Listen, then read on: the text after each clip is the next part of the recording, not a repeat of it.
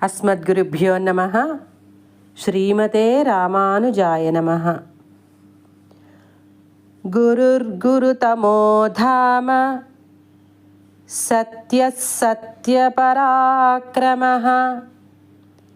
నిమిషో నిమిషస్రగ్వీ వాచస్పతిరుదారధీః.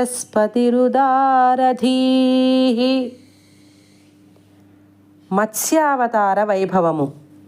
ఓం గురుతమాయ గురవే నమః.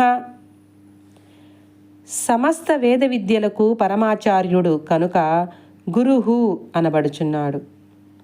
తర్వాత ఉన్న గురుతమః అను పదము గురు శబ్దమునకే విశేషణముగా అన్వయించును. గురుతమః అనునది ప్రత్యేక నామము కాదు.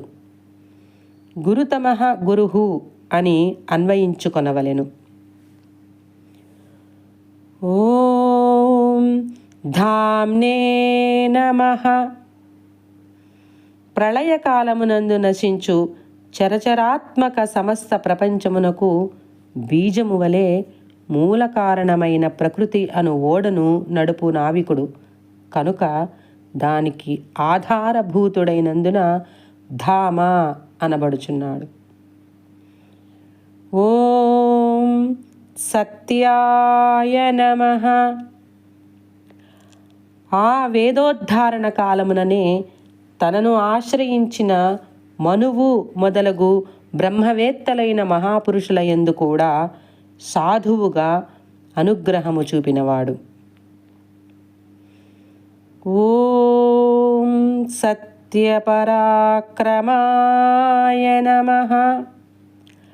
ఆశ్రయించిన వారి విషయమున సత్యమగు అనగా మోసము లేని పరాక్రమము అనగా ప్రవృత్తి కలవాడు.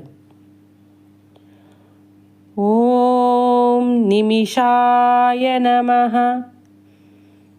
తనను ఉపాసించు వారికి విరోధులు ఎవరు కలరో వారి విషయమున కన్నులు మూసుకొని ఉండువాడు అనగా తన భక్తుల విరోధులను కటాక్షింపనివాడు. ఓం అనిమిషాయ నమః. అట్టివాడే ఆశ్రితుల విషయమున రెప్పపాటులు కూడా వేయకుండా రక్షించువాడు. ఓం స్రగ్విణే నమః. తిర్యక్ ప్రాణియగు మత్స్య రూపమున అవతరించినను పరత్వమును సూచించు వైజయంతిమాలను ధరించియుండువాడు.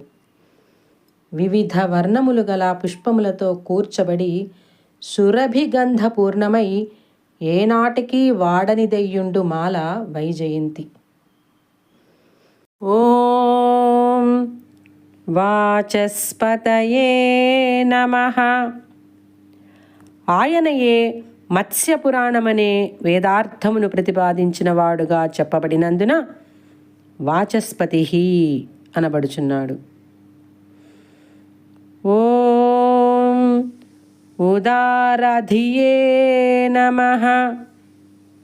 ఈ విధముగా వేదమునంతటినీ తిరిగి సక్రమముగా ఉపదేశింపగలిగిన పరిజ్ఞానము కలవాడు. జై శ్రీమన్నారాయణ.